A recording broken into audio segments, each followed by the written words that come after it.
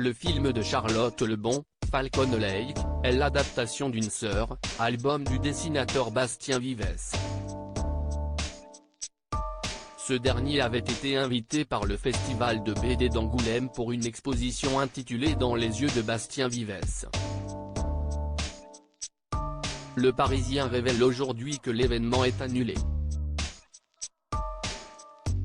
En cause, les accusations d'apologie de pédopornographie qui pèsent sur l'auteur. Pour Charlotte Lebon, tout a commencé lorsque Jalil Lesper lui a mis entre les mains la bande dessinée Une sœur, œuvre de l'auteur Bastien Vives. Ce dernier est considéré comme l'un des enfants prodiges de la bande dessinée hexagonale. Un jeune génie à qui l'on doit notamment le très joli goût du chlore mais aussi Paulina, incroyable roman graphique qui retrace le chemin d'une jeune danseuse de ses premières pointes à son succès. Jalil Lesper commence à produire des films et voit en Une sœur une porte d'entrée pour Charlotte Lebon dans la réalisation. En la refermant, j'ai compris qu'il avait raison, déclare-t-elle à Paris Match. Elle contacte alors l'auteur et explique, il m'a donné son accord. Mais j'ai mis presque 2 ans pour y parvenir. La sortie de Falcon Lake est saluée par la presse unanime qui salue ce petit bijou de sensibilité, qui raconte l'histoire d'amour et l'éveil à la sensualité d'un adolescent de 13 ans et d'une jeune fille de 3 ans son aîné.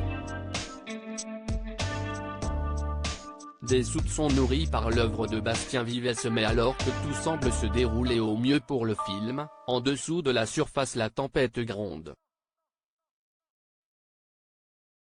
Car Bastien Vives est loin de faire l'unanimité, tant chez les lecteurs que parmi ses collègues dessinateurs. L'exposition autour du travail du célèbre dessinateur au Festival d'Angoulême suscite un immense malaise. Car depuis longtemps, le co-auteur de Last Man est accusé de banaliser et de faire l'apologie de l'inceste et de la pédocriminalité. En cause, plusieurs de ses ouvrages, dont l'album publié aux éditions Requin marteau La décharge mentale, dans lequel un homme se retrouve au sein d'une famille incestueuse où le père, la mère et leur fille de 10, 15 et 18 ans ont des rapports sexuels. Il y a aussi Petit Paul, un album pornographique dans lequel un garçonnet doté d'un sexe énorme suscite le désir de sa sœur, son institutrice et sa professeure de judo. Pour son éditeur Glénat, il ne s'agit là que d'humour débridé. À cela s'ajoutent de nombreuses déclarations tonitruantes que Bastien Vives assure aujourd'hui regretter. L'inceste, moi, ça m'excite à mort, avait-il expliqué en mai 2017 au site Mademoiselle, dans une vidéo depuis supprimée.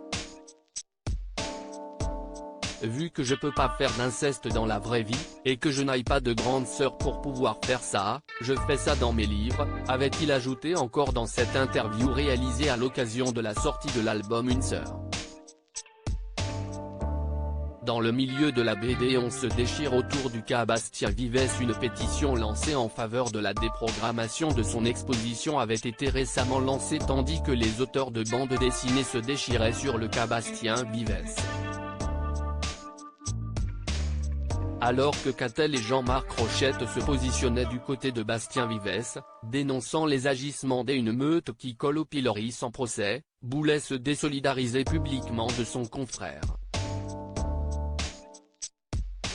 Vives tient des propos abjects, se comporte comme une merde sur les réseaux et il a fait des dessins à gerber, a-t-il écrit sur Twitter, après avoir assisté à une soirée caritative à laquelle Bastien Vives avait participé au début du mois de décembre.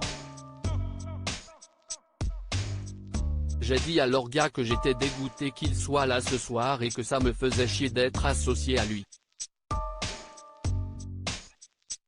Le Parisien a finalement annoncé ce 15 décembre que les détracteurs de Bastien Vives ont obtenu gain de cause.